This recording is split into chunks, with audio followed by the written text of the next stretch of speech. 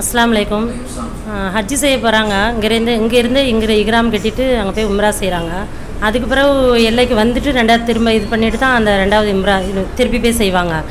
ஆனால் ஐசா பள்ளிக்கு போயிட்டு 2 ரக்காய் சுன்னத் தொழுதுட்டு நிறைய பேர் போய் செய்கிறாங்க. அதுக்கு மேலே மகனுக்காக செய்கிறேன், மகளுக்காக செஞ்சேன் உம்ரா அப்படின்னு சொல்லிட்டு வேற சொல்கிறாங்க.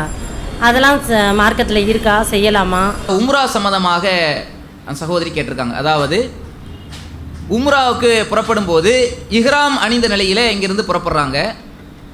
இஹ்ராம் அணிந்த நிலையில் புறப்பட்டு அதற்கு பிறகு போய் அங்கே எல்லாம் செஞ்சுட்டு அங்கே இஹ்ராமை கலைந்து விட்டு என்ன செய்கிறாங்கன்னா ஆயிஷா பள்ளிங்கிற இடத்துல போய் என்ன செய்கிறாங்க, திருப்பி இஹ்ராம் கட்டி விட்டு திரும்பவும் உம்ரா செய்கிறார்கள்.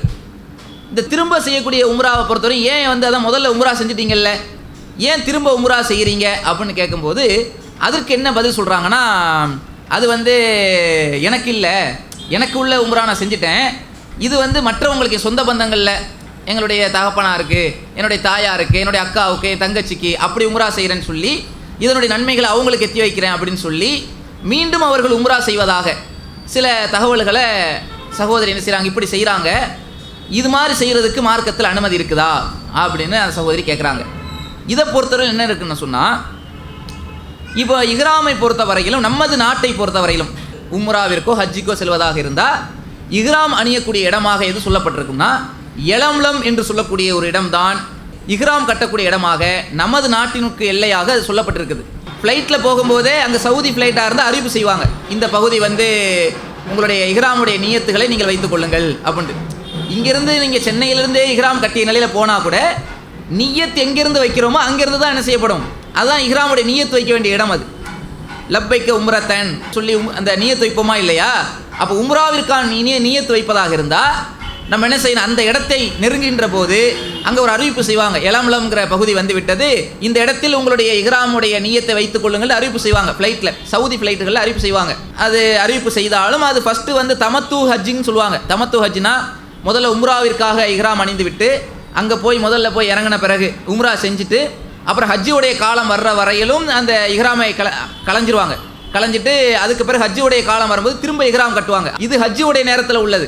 ஆனால் சில பேர் என்ன பண்ணுறாங்களாம், இஹ்ராம் அணிந்த நிலையில் உம்ராவுக்கு போய் உம்ரா செய்து விட்டு திரும்பி இஹ்ராமை களைந்து விட்டு மீண்டும் ஆயிஷா பள்ளியில் போய் திரும்ப இஹ்ராம் கட்டுறாங்க, திரும்ப உம்ரா செய்கிறாங்க. ஏன் இந்த உம்ரா செய்கிறீங்கன்னு கேட்டால் அவங்க சொல்லக்கூடிய பதில் எப்படி இருக்குதுன்னா, எங்கள் உறவினர்களுக்காக, என்னுடைய உறவுல என்னுடைய தங்கைக்காக, என்னுடைய அக்காவுக்காக, என்னுடைய தாயாருக்காக நான் இந்த உம்ராவை செய்கிறேன் என்று சொல்கிறார்கள். இது சரியா அப்படின்னு பார்க்கும்போது இது தவறானதா?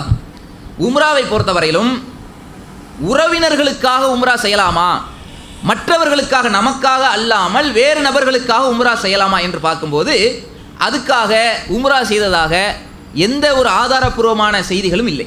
அதே நேரத்தில் தனக்காக எத்தனை உம்ரா வேணாலும் செய்யலாமா? ஒருத்தர் போய் உம்ரா செய்கிறாரு, தவாஃபு எல்லாமே செஞ்சு முடிச்சுட்டு எல்லா காரியமும் செஞ்சுட்டு அந்த தலைமுடியை நறுக்கிறது, தலைமுடியை மலிக்கிறது, இந்த மாதிரியான வேலைகளில் ஈடுபட்டுட்டு அந்த உம்ராவை முடிக்கிறாருன்னு வச்சுக்கிறேங்க.